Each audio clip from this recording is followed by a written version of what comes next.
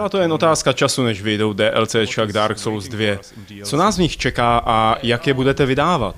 You know, our concept for the 3 DLCs we're going to be offering this summer is to provide the additional game designs. I mean, the level designs as well as the situations, the 3 different situations. So first DLCs, which will be available on July, it will be taking place at the poison ruins underneath the ground. And the second DLCs, which will be available on August, that will be taking place at the deeper area in the Iron Keep in the main game. And last DLC, which will be available in September, that will be taking place at the super cold area, which is covered in snow and ice. Jde o lokace, které jste připravili původně pro Dark Souls 2 a nepoužili je, anebo jsou úplně nové? No, really. I mean, honestly speaking, it is only after we actually released the game that we have decided to work on the DLCs. So, we're really working on a tight schedule and and a little bit anxious about whether we can actually come up with the game content, which will be enjoyable for the fans out there, especially those fans who already complete the main game. Upravili jste nějakým způsobem v DLCčkách náročnost hratelnosti? So each DLC will featuring the new items, new enemies, new boss enemies. Everything will be brand new. In that sense, we're planning to revise the game balance when we actually release DLC. We will be releasing the regulation file as well as the patch simultaneously with the each DLC. Změnil se v DLCčkách váš přístup ke stavbě světa a úrovní? In regards to the first DLC, not only the enemies but also the stage itself is become a subject that you need to conquer. That is because there's a lot of gimmicks in the maps. You have to turn on all those gimmicks in order to find your way to the final destination. So in addition to the enemies, those gimmicks makes the difficulty level even higher. So that's an interesting point. And another thing I want to highlight is that in addition to the main loot, there will be a challenging route, which a player not necessarily need to play in order to complete the storyline, but that will give motivation to players to do a co-op, because the difficulty level of the challenging route is much higher than that of the main loot. And so I think people should be motivated to do a co-op.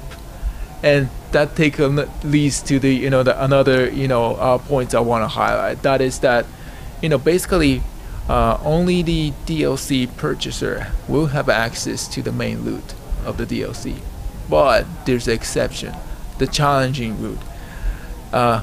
In regards to the challenging route, even non-DLC purchaser will have access. This can be done by the DLC purchasers summon those guys in the challenging route. So that's interesting point. Mám tady jednu ožehavou otázku. Jak se do DLCček dostaneme? Protože v původních Dark Souls jsem musel procházet hru znova, něco najít, někam dojít, otevřít tam dveře. No, bylo to docela složité. Cannot go into details at this moment, but player needs to meet certain conditions in the main game. I can be specific about this. That is to get the Ashen Mist Heart in the main game, and then at least visit the Undead Crypt. You don't need to complete the Undead Crypt part, but at least visit the Undead Crypt part. That's the conditions to get access to the DLC maps. And the location of the DLC maps, I cannot be specific about this, but it will be located somewhere further down in the main stage of the main game. So, yeah. Atsuo, proč si myslíš, že je Dark Souls jako série na západě tak úspěšná? We're really both team at the Bandai Namco and From Software are really happy that the game has been receiving a good reputation from both fans and medias. But we believe that that the game becomes successful because basically the team has been able to create what they really want to create, and what to create what they really think worth playing. That's basically it. I mean, as long as they have a faith in this product they created, game should become successful. So. Na mě to funguje kvůli tomu, že je to jak hry, které jsem hrál před mnoha lety a kde jsem se musel nejprve naučit pravidla a teprve potom jsem se dostal dál po mnoha a mnoha opakování. Yeah, exactly. I think you reached a good point. So, it's difficult but still reasonable, right? It's still fair. I mean, as long as the player try and try again, at the end of the day, they should be able to overcome all the difficulties. That's something we, in the age of the 30s, that's something we have experienced when we were playing, the game for the Nintendo Entertainment System. So yeah, that's a good point, yeah. Máš pocit, že se na náročnosti a povaze Dark Souls nějakým způsobem podepisuje kultura a zázemí autorů? I don't think so.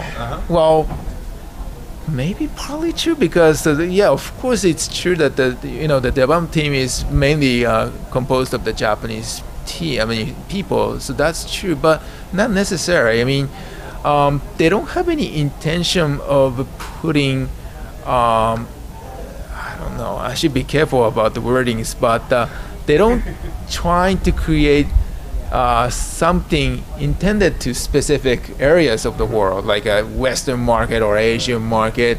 They simply creating what they really want to create and what they really worth playing. So that's basically it. They don't have any other intention. So. Yeah. Přesto vás muselo překvapit, že se západní trh pro Dark Souls tak nadchnul, ne? Well, not really, because not all the dev teams of the Demon Souls, but for example Miyazaki-san and some of the the lead game designers and or lead programmers joined the Dark Souls 1 team, so they know that the game becomes successful and even in the Western market, so they should not be surprised.